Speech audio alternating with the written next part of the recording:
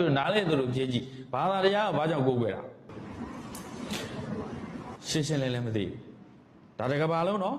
跟那个爸爸妈过过的把他帮俺让老去 ，roughly 见面阿片，100 legends， 大爸爸没做的，爸妈路易单不老去嘞，西塘桥去，但西塘桥的一个那边头，我他妈的过过的单俺都在去，哎，单俺都在的嘛，其他嘛的过过的南岸俺南岸。ထေရဝါဒကိုကိုးကွယ်တဲ့9နိုင်ငံထဲမှာဗုဒ္ဓဘာသာထေရဝါဒကိုကိုးကွယ်နေတဲ့သူကတန်150ရှိထိုင်းမှာ66တန်းရှိတယ်ကမ္ဘောဒီးယားမှာ14တန်းရှိတယ်လာအိုမှာ9တန်းရှိတယ်ဒီလင်္ကာမှာ14တန်းရှိတယ်မြန်မာပြည်မှာတော့တန်းပေါင်း40တန်းရှိပေါင်းလိုက်တော့အဲ့ဒါတန်း150ရှိတယ်အဲ့ဒါထေရဝါဒကျန်တာမဟာယာန930တွေက150နဲ့ကျန်တာမဟာယာနအဲ့ဒီထေရဝါဒဆိုတဲ့တန်း150တွေမှာထိုင်းက66တန်းရှိတယ်ထိုင်းကိုရောက်သွားပြီဆိုမင်းတို့ထိုင်းမှာဘုရားဘာသာနဲ့ပတ်သက်ကြားချင်တာသိတဲ့သူမရှိဘူးအဲ့လိုသမီးတို့လိုပဲမင်းတို့ထက်မိုးဆိုးလေဦးမယ်ဘာမှသိချာသိမတာဘူးမှတ်ပုံနဲ့ဗုဒ္ဓဘာသာဘာဗုဒ္ဓဘာသာတော့မှတ်ပုံနဲ့ဗုဒ္ဓဘာသာ traditional ဗုဒ္ဓဘာသာပဲဖေမေရဗုဒ္ဓဘာသာမို့နာမည်တက်လိုက်တာရှိတယ်ဘာမှကြားချင်တာလေ့လာတဲ့သူမရှိဘူးအဲ့66တန်းတဲ့ကလူ6000ပြည့်အောင်လေ့လာထားသလားဆိုတော့မေခွန်းထုတ်ရရှိနည်းနည်းခက်တယ်နော်အဲ့တော့မြန်မာပြည်မှာ40တန်းရှိတယ်အခုရန်ကုန်မှာလူငယ်ဘယ်လောက်ရှိမလဲမြန်မာပြည်မှာလူငယ်14တန်းရှိမိန်းကလေး14တန်းရှိတယ်ယောက်ျားလေး12တန်းလောက်ရှိတယ်လို့ပြောတယ်။ဒါရောက်သွားတယ်ခဏထားရန်ကုန်မှာအနည်းဆုံးလူငယ်အခုတန်းကန်းရှိမယ်။2တန်းနဲ့အထက်ရှိနေတယ်။အဲ့ဒီကဗုဒ္ဓဘာသာနဲ့ပတ်သက်ပြီးလေ့လာထားပြီးသားလူငယ်ဘယ်နှယောက်ရှိတော့ဒါစဉ်းစားကြ။ကိုကိုွယ်တဲ့ဘာသာနဲ့ပတ်သက်ပြီးလေ့လာထားတဲ့သူဘယ်လောက်ရှိတော့ဘုံဘုံတော့ analysis လုပ်ခိုင်းတယ်မလို့အဲ့ဒီထဲကအခုလူငယ်220ကျော်လောက်ရောက်လာ။ဒါဆိုပြီးတော့တကယ်မဟာအခွင့်အရေးပဲ။ဘုံဘုံတို့ပေးတာကိုရမှာမဟုတ်တော့မင်းတို့တို့လေ့လာဖို့အတွက်အခွင့်အရေးဖန်တီးပေးမှာ။သဘောပေါက်ရဲ့လားအဲ့တော့ဒါလေးပြန်ဖတ်ပါအောင်အားလုံးဘာသာရေးကိုနိုင်နိုင်ချွတ်ချွတ်လေ့လာခြင်းသည်အမှန်တရားကိုရှာဖွေခြင်းဖြစ်၏သို့တော့အယူဝါဒဟောင်းကိုဥပါဒံဆွဲနေသူအသိဉာဏ်ဘုဒ္ဓနယ်သူအကြောက်ကြီးသူနဲ့စိတ်ကူးရင်ဘဝကိုမျောလင့်နေသူစိတ်ကူးရင်ဘဝကိုမျောလင့်နေတယ်တော်တော်များများစိတ်ကူးရင်ဘဝကိုမျောလင့်နေဗုဒ္ဓဘာသာကစိတ်ကူးရင်နဲ့တိဆောက်ထားတာမဟုတ်လက်တွေ့ကြကြတိဆောက်ထားတာကိုလုံးမကိုရကိုအားထုတ်တဲ့လောက်ပဲကိုရကိုရဲ့ကံဉာဏ်ဝိရိယစွမ်းဆောင်တာမျိုးပုံမှာမူတည်ပြီးတော့ impact ထွက်တာဘယ်ဘုရားကမှချမပေးဘူးဘယ်ဘုရားကမှရွှေလည်းမပေးဘူးငွေလည်းမပေးဘူးဒီနေ့အဲဒါကြောင့်စူတောင်းပြည့်တဲ့သူတောင်းပြည့်ဘုရားသွားတာဘယ်ဘုရားစူတောင်းပြည့်လို့မပေးဘူးငါ့ကိုလာရှိခိုးရင်ဘာပေးမယ်လို့ဘယ်ဘုရားကမှမဟုတ်ခဲ့ဘူးဗုဒ္ဓဘာသာအမှန်ရဲ့အဲ့ဒါမပြောဘူးမြတ်စွာဘုရားရှိရဟုတ်လားငါဘုရားသီလာမင်းတို့ဘလို့အကျိုးကျေးဇူးတွေပေးမယ်လို့မပြောဘူးကုသိုလ်ကောင်းမှုကြောင့်အကျိုးကျေးဇူးရတာတော့ရှိတို့ဆူတောင်းလို့မရအဲ့ဒါကြောင့်စိတ်ကူးရင်ဆန်တဲ့သူကြတော့ဒီဘုရားသွားရင်ဒီဘုန်းကြီးကိုကိုလိုက်ရင်ဘယ်လိုအကျိုးကျေးဇူးတွေရမယ်ဆိုလဲမျှော်လင့်ချက်တင်နဲ့လို့ဘာတွေနဲ့လောက်ကြတော့ဒါတို့တို့အမြဲတမ်းမှတ်ထားဗုဒ္ဓဘာသာမျှော်လင့်ချက်နဲ့ရှင်သန်နေတဲ့ဘာသာမဟုတ်ဘူးအဲ့ဒါမှမဟုတ်နော်ဒါကြောင့်အမှန်တရားကိုတကယ်လိုချင်တဲ့သူဟာဗုဒ္ဓဘာသာနဲ့ထိုက်တန်တယ်အမှန်တရားမဟုတ်နဲ့စိတ်ကူးရင်ဆန်တဲ့သူတွေကဗုဒ္ဓဘာသာနဲ့အလံဝေးနေဦးမှာပဲဒီနေ့ခေတ်လူငယ်တွေကစိတ်ကူးရင်ဆန်ကြအများစု time traveler ဘာလို့တော့အချိန်ခီးသွားတယ်ကြောင်တောင်ပေါင်တောင်နဲ့ဘယ်နှယောက်ရှိခဲ့တော့သေးသေးချာချာရှိလားမရှိဘူးအကုန်လုံးကမင်းအတွေးခေါ်တွေနဲ့ပြောနေတာလေဟုတ်လား content creator တွေကလည်းမင်း YouTube မှာဒါအချိန်ခီးသွားပဲဇာကားတွေလည်းရိုက်အကုန်လုံးကမင်းဒါ imagine လုပ်ထားတဲ့ဟာတွေပဲလက်တွေ့ကြကြဘယ်သူသွားခဲ့တော့မသိဘူးရှိလဲမရှိခဲ့ဘူးဘုန်းဘုန်းတို့လေ့လာမိသလောက်တော့တို့အဲ့ဒါမျိုးတွေပေါ့နောက်တစ်ခုဖန်သင်းထားတဲ့ဟာတွေစိတ်ကူးရင်ထားတဲ့ဟာတွေ illustrate လုပ်ထားတဲ့ဟာတွေပေါ်မှာအချိန်တွေကုန်နေတယ် realistic ပေါ်မှာအချိန်တွေနေလာတယ်အဲဒါကြောင့်သာသသမီးတို့ရဲ့ဘာသာရေးအဆုံးအမတွေနဲ့လက်တွေ့ဘဝတွေနဲ့ပို့ပြီးတော့ဝေးလာခြင်းဖြစ်တယ်။ကဲဟုတ်ပြီအဲ့တော့လူငယ်နဲ့ဘာသာရေးယုံကြည်မှုအဲ့ဒါကိုဘုန်းတို့လေ့လာကြအောင်နံပါတ်1ဘာလဲတော့အလုံးကြဲကြဲဖတ်ပါခေါင်းစဉ်ပြန်ဖတ်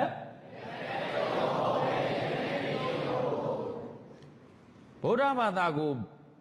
ဘာကြောင့်လေ့လာတဲ့နာလဲတနည်းကိုဝယ်တဲ့ဘာသာကိုဘာကြောင့်လေ့လာတဲ့နာဆိုနံပါတ်1က critical thinking တဲ့ critical thinking တဲ့မြက်ကန်းယုံဖို့မဟုတ်ဘူးတဲ့ကိုဝယ်တဲ့ဘာသာပေါ်မှာမြက်ကန်းယုံဖို့မဟုတ်ဘူးတဲ့ဘာနဲ့ယုံဖို့တော့အေးဉာဏ်နဲ့ယုံဖို့တဲ့ဒါဆိုတို့ဗဂရီမျက်စိနဲ့ယုံကြည်ခိုင်းတာမဟုတ်ဘူးနော်ဉာဏ်မျက်စိနဲ့ပါမင်းတို့အသိဉာဏ်နဲ့ရှင်းပြီးလက်တွေ့ကြမှာယုံကြည်ခိုင်းတာဘယ်လောက်လွတ်လပ်လဲဘာသာရေးလွတ်လပ်ခွင့်ဆိုအဲ့ဒါပဲ မိဘကိုးကွယ်ခဲ့လို့ဆိုမင်းတို့လိုက်ကိုးကွယ်ခိုင်းတာမဟုတ်ဘူးယုံကြည်မှကိုးကွယ်ဘာနဲ့ယုံကြည်ဉာဏ်တော့ပါမယ်တဲ့ဉာဏ်တော့ပါမယ်တဲ့ဟုတ်လားအဲ့တော့ဉာဏ်မပါဘူးဆိုရင်ဗုဒ္ဓဘာသာနဲ့သားတို့သူအလံဝေးနေမှာလားနီးနေမှာလားအလံဝေးနေမှာပဲဒါကြောင့်ဉာဏ်ပါမှတာဗုဒ္ဓဘာသာနဲ့နီးကက်လာမြက်ကန်းယုံဖို့ပဲနဲ့ဉာဏ်ဖြင့်ယုံဖို့လို့ critical thinking တဲ့ဘာသာတရားရဲ့အနှစ်သာရကိုသေချာမသိခဲ့ရင်ဘာဖြစ်မလဲသူများပြောသမျှကိုလိုက်ပြီးယုံတဲ့ traditionalism ကန်းယုံရမ်းယုံဆိုတာပြော traditionalism ရိုးရာ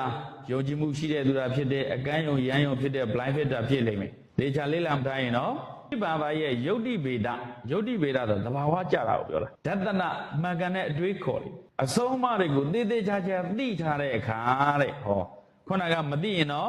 ဘာဖြစ်မလဲ traditionalism တော့မဟုတ် blind faith ဖြစ်မယ်အကန်းယုံရမ်းယုံပဲဖြစ်မယ်သေသေးချာချာသိထားရင်တော့ဘာဖြစ်မလဲဘယ်သူကမလို့ပဲလွဲမအောင်ပြောကိုဉာဏ်နဲ့ဝေဖန်ပိုင်းခြားနိုင်တဲ့ intellectual independence လွတ်လပ်စွာတွေးခေါ်နိုင်တဲ့ဉာဏ်ရှိသွားလိမ့်မယ်ဘယ်လောက်ကောင်းလဲခဏဘုန်းတော်လူတွေအားလုံးလွတ်လပ်မှုကိုတအားလိုလေကြလွတ်လပ်မှုဖွံ့ဖြိုးတိုးတက်မှုလူတွေအလိုချင်ဆုံးဟာလွတ်လပ်မှုနဲ့ဖွံ့ဖြိုးတိုးတက်မှုပဲဒါပေမဲ့မင်းတို့တကယ်လွတ်လပ်လားဆိုတော့ဒါတော့သမီးတို့အတွေးခေါ်ကိုယ်တိုင်ဟာမလွတ်လပ်ဘူးကျောင်းတော်ကသင်ထားတဲ့ဟာပဝန်းကျင်ကသင်ထားတဲ့ဟာအဲ့ဒီကနေပြီး thinking out of the box ဖတ်ပြီးမတွေးနိုင်ဘုရားကိုဘာကြောင့်ကိုးကွယ်တာလဲမသိဘူးတရားကိုဘာကြောင့်ကိုးကွယ်တာလဲမသိဘူးသံဃာကိုဘာကြောင့်ယုံကြည်ကိုးကွယ်တာလဲမသိဘူး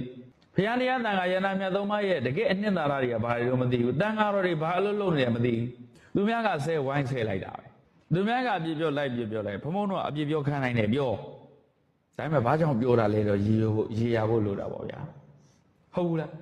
အေးနော်သူများဒီဘက်သားကိုအပြစ်ပြောမယ်ဆိုရင် तू ဘာလုပ်နေတယ်လို့လဲဘာကြောင့်လို့လဲလို့သိချာသိဖို့လိုတယ်အဲ့လိုပဲသူများကိုချီးကျူးမယ်ဆိုလားဘုန်းကြီးတွေဆိုရင်အကုန်ကောင်းကြည့်တယ်ဒီလိုမဟုတ်ဘူးဘာကြောင့်မကောင်းတာလဲကောင်းရင်လည်းဘာကြောင့်ကောင်းတာလဲသိချာသိဖို့လိုတယ်အဲ့ဒါဆိုဒီမှာဘုန်းတို့ဒါကိုသိချာလေးလာမထားဘူးဆိုရင်ဘုရားတရားသံဃာယန္တာပြောတော့မင်းတို့ကိုးကွယ်တာဘာအကျိုးကျေးဇူးရှိတော့ကွာဘယ်လိုမျိုးထူးခြားမှာတော့ဟာဘာတွေများရလက်တွေထွက်မှာတော့လူတွေကမေးလိုက်မလို့ဘာဖြစ်ရရှိမရှိပဲဖြစ်သွားလိုက်မယ်ဒါကြောင့်သာတို့သမီးတို့ဘုံအမြဲတမ်းပြောတယ်မြင်းစီလို့အထီးမှမသိရင်မရအဲ့ဒါနဲ့ပို့ပြီးတော့အရေးကြီးတယ်ကိုကိုးကွယ်နေတဲ့ဖရာယရဏသုံးပါးရဲ့တန်ဖိုးတွေကိုသေချာသိထားဖို့လိုလားမလိုဘူးလားဟောမြတ်စွာဘုရားရှင်ရဲ့တရားတော်လို့ပြောတဲ့လမ်းညွှန်ချက်တွေရောကြာကြာနာနာသိထားဖို့လိုလားမလိုဘူးလားသိထားပဲနောက်တစ်ဆင့်ကနားလည်ထားပြောပါနဲ့ပါတော့ပထမအဆင့်သိအောင်လုပ်အောင်ပါမြန်မာပြည်ရဲ့လူငယ်တွေကသိကိုမသိဘူးပြီးတော့သိတာနဲ့နားလည်တာနဲ့မဆိုင်ဘူးသိတာကပထမအဆင့်သိပြီမှအဲ့ဒါကိုကြာကြာနာနာလေ့လာထားမှနားလည်တယ်ဆိုရင် understood ကဒုတိယအဆင့်သိတာက knowledge level ပဲရှိတယ်လေအဲ့ဆိုတော့ဒီ wisdom ဖြစ်သွားမှအရေးကြီးတယ်ဟုတ်လားဒါကြောင့်သားတို့ပြောဒီမှာအနှစ်ချုပ်ပြောရင်ဘာသာတရားကိုသေချာသိမထားရင်ကွာတဲ့အစင်လာကိုးကွယ်မှုရမ်းပြီးယုံနေသူပဲဖြစ်မယ်တဲ့သေချာသိထားတဲ့ဆိုရင်တော့တဲ့ကိုယ်ဘာသာကြောင့်သေချာကနာသိထားမယ်ဆိုရင်တော့တဲ့ intellectual independence တဲ့လွတ်လပ်စွာတွေးခေါ်နိုင်တဲ့ယုံကြည်မှုကိုခိုင်မာရှိထားတဲ့သူတယောက်ဖြစ်သွားလိမ့်မယ်လို့ပြောတာဒါနံပါတ်1အကျိုးကျေးဇူးပဲဘာသာတရားကိုလေ့လာတဲ့အကျိုးကျေးဇူးဘုံပြောနေရနော်ခုနကဘုံပထမဆုံး slide မှာပြောခဲ့တယ်လေဘာကြောင့်ကိုကိုးတဲ့ဘာသာကိုသေချာချာလေ့လာထားတဲ့နာလဲလို့မမေးဘူးလားဟဲ့နံပါတ်1ဘာကြောင့်လေ့လာထားတဲ့နာလဲမြတ်ကမ်းရုံမဟုတ်ဘဲနဲ့ဉာဏ်နဲ့ယုံတဲ့သူ critical thinker တယောက်ဖြစ်ဖို့ intellectual independence ဖြစ်ဖို့နံပါတ်1အဲ့ဒါအရေးကြီးဆုံးပဲဗုဒ္ဓဘာသာဝင်တို့အတင်းကိုးကွယ်ခိုင်းနေတာမဟုတ်ဘူးဗုဒ္ဓဘာသာမှာလည်းကျန်တဲ့ဘာသာတွေကိုစော်ကားနေတာမဟုတ်ဘူးကိုးတဲ့ဘာသာပေါ်ဘလောက်ထိတန်ဖိုးထားလေးစားဖို့လိုတယ်လဲဘလောက်ထိအနှစ်သာရရှိတယ်ဆိုတာသိထားဖို့လိုလဲဆိုတာဘုံပြောနေတာဟုတ်ပြီနော်ဒါကြောင့်ဘာသာတရားနဲ့ပတ်သက်ပြီးအဆင့်2ဆင့်ဘုံခုနပြောထားတဲ့နံပါတ်1ဆင့်ကဘာဆင့်တော့သိဖို့အလုံးပြောနံပါတ်1ဆင့်ကဘာတော့နံပါတ်2အဆင့်က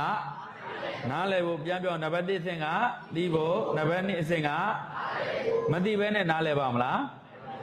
နားမလဲပဲနဲ့သိတာအကျိုးရှိပါမလား။အခုတော့တာမန်တော့ဖြစ်မယ်တို့တော့အကျိုးကျေးဇူးရဖို့ကနားလည်သွားဖို့လိုတယ်